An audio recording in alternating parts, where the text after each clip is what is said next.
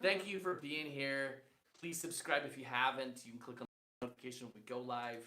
Just happy you're here. Leave some comments if you like. Also, if you didn't know, we are over on any of your podcast apps. So if you only want to listen to us and not watch us, you can do that. Every Tuesday we have an episode.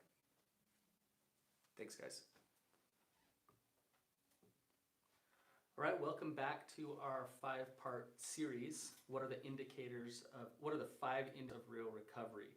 So today we're talking about one of my favorite topics. Has patience and empathy for their partner's hurt and pain. Okay, guys, we are excited to help you. We want to help you. We started this podcast actually really just to help people moving forward, like to give hope to people who are in the dark corners of addiction and betrayal.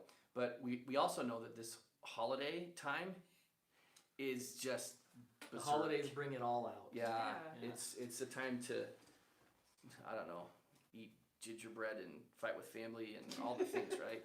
All So the things. we realize that the holidays are a really challenging time of year. So what we're going to do is we're going to extend the payment plan and give a bonus 3 calls for everybody who decides they want to capture the program Shattered Trust to Thriving Intimacy. So this promotion with the 3 bonus calls actually will go for all the people who've purchased through 2019.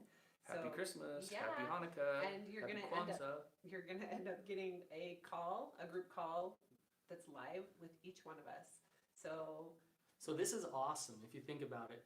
If you're in the Shattered to Thriving course and there's just a few things you have questions on or you like some more information about, you can go to these calls and ask us questions live, and we can answer the questions and walk you through what you're working on in the course. It's awesome. So we'll have one in January, February, and March to go right along with what you guys are working on. Yeah, and again, the cool part about it is that this is a payment plan that we're talking about with this course. So again, you're going to be able to jump in and grab the initial payment at the lowest price point that we've ever had. And so if you're not sure if this is the right thing for you, that's okay, because you don't have to invest the total amount of the program to get started. And we're doing that just because we know that this time of year is challenging and tough, and starting a help new you. year. We're starting a new decade, a new year. Totally, and huh? it's a great time to say, hey, I'm ready to make the shift once and for all. Let's get this on the show on the road, right? Yep. Let's do it. Come with us, guys. With that, I did want to share a review we got just this week from one of our Shattered to Thriving group members. And he says, "Thank you so much for offering this course. It has been so helpful. It has been a gift, and we are very grateful. My wife found you, but we are working on this together. I want to be healed, but I know it takes time, and I'm doing the work that you are describing." Love That's it. cool. I know, isn't that Awesome.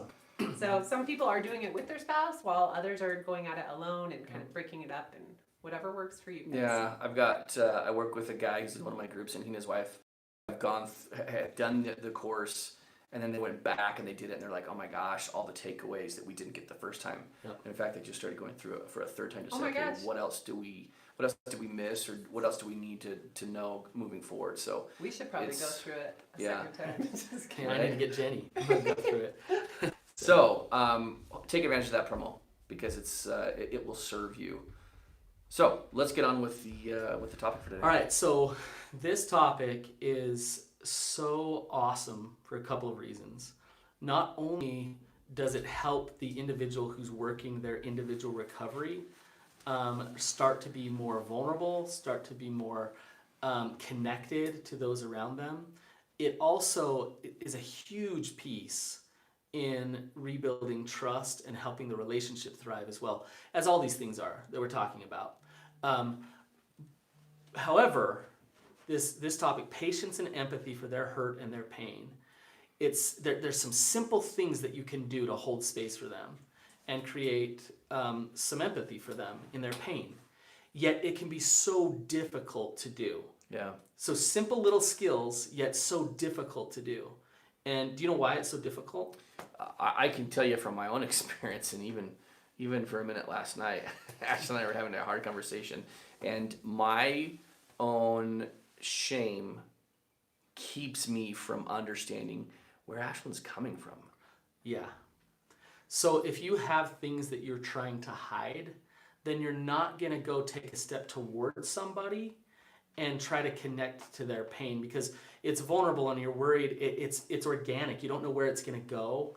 How are you going to connect? And so you're going to try to shut them down, Yeah. or avoid their pain altogether because you're scared to go connect because you got things to hide. So if you got a lot of shame, you're not going to be able to empathize. And the things to hide can be relapses. It could be acting out. Yes. It can be things you've never shared before. Well, Coby, they can be real things. So like if I have a big secret, let's say I had an affair and I haven't disclosed that to my wife, then I'm going to really suck at being empathetic, right? Oh, do I ever know that? So there might be real things, but they might just be faulty core beliefs, spike narrative things that they're not even real things, but they're things that I believe. So I'm a bad husband, or I can't do hard things. And then my wife says, how come you're always bailing so easily and you're not? And it's like, oh, I can't hear your pain right now because you're telling me. Yeah. You're triggering my shame. You're seeing this identity that I don't want. Yep. And your emotional response is triggering that shame. I can't hold that for you. Yep. And Anytime I feel inadequate, or I feel inept, or I feel just unable to like be there for Ashlynn, or if I feel her, if I feel your shame, Ashlynn, or if I feel your frustration, historically it's always been, all systems shut down. And that means I have zero space in my head or my heart or my brain for you, which isn't fair to you. Which can trigger. We trigger both. He gets triggered, and then I feel triggered. Right. And back Right, and then it feeds. It feeds itself, and the next thing you know, you're in a big nasty fight, disconnection, hurt, and you're actually hurting the foundation of your relationship when it gets to those points, right? Yeah. So I want to give you guys a scenario, and let's kind of break it down, because it gives kind of a good example of why this is an indicator of recovery. Okay, so let's say I go home and my wife says, I know you were out cheating on me all day. Okay, and this probably doesn't happen all the time, but let's just say that happened. Okay, I have a couple of options. One, I could totally get defensive and turn the tables. And let's say I was at work all day talking about betrayal trauma and recovery, and she's telling me I'm cheating on her. Like, I could just be like, you're nuts. This is crazy. You're stupid. I'd never do that. What are you thinking? Okay, so that's totally, in that moment, who am I trying to show up for? Yourself? Not your partner. Yeah. For me. I'm defending. I'm defensive. Self. So what will she probably feel? Invalidated. Well, and the trust will still go down. Both. Yeah. So Because she'll feel she's being invalidated. ridiculed. Yeah, she's being ridiculed. She's being almost made fun of for her emotions, right? Yeah. She's stupid. What is she thinking? How You're could crazy. she think that? You're nuts. You're over the top. You're this. You're that. And if I'm really nasty, I'll know the certain shame triggers that I can throw at her to really drive home how crazy she is. Which I totally did. Right? We both. So in that moment, I'm not showing up for anybody but myself. Yeah. And the way I'm showing up for myself is I'm defending my shame. Spike is there and taking over, okay? So that is not an indicator of recovery, because what I'm indicating to her is that I don't know my real self, and I'm worried that you're seeing this thing about me that I don't want you to see, and so I'm spinning now, and I am, like you said, Ashlynn, I'm destroying trust with that defensiveness. Yeah. Okay. Second option, I could maybe not take it so personally, like, hey, you were out cheating on me, and but I could just kind of disconnect and be like, okay, whatever, think what you want to think. Like, I'm off living my own life here because I don't want to deal with that, right? Yeah. Like, So not confrontational. not confrontational, but just kinda like, avoidant. Yeah, I'm gonna withdraw now. Yeah, I'm gonna withdraw and kind of not go there with you Okay, because I but don't know can how to this handle look this. like? Can it look like we were talking kind of about this before as a group? Like, they go on their happy way, and I'm over here going like, but I feel crazy. Like, I really feel this, and they're choosing to step away can also look like really heartless. Well, Like, so I'm Ashlynn, fine. what you're talking about is when somebody's coming to you, especially a partner, in a highly emotional state, Like if Jenny did say to me today, hey, I know you're out cheating on me, that would be crazy, because I don't know why she would think that or where that would come from at all, right? But she's coming to me with a bid for connection to her emotions. Now, she might be communicating it in a horrible way, attacking me and telling me, that I did this thing or whatever. But really, what she wants from me is understanding. She wants to feel like I feel her emotion with her, like, oh, you're scared, or you're really, really tired and you're sad today and you're scared, and I want to hold that space for you and process this with you, because I want to understand why you think I was cheating today. Like, what is that like for you?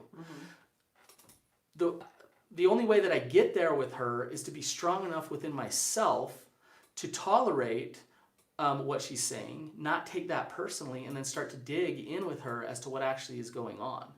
Right? So these people who are listening, as the betrayer, and maybe they are in this place where they're like really owning their sobriety and trying to live in recovery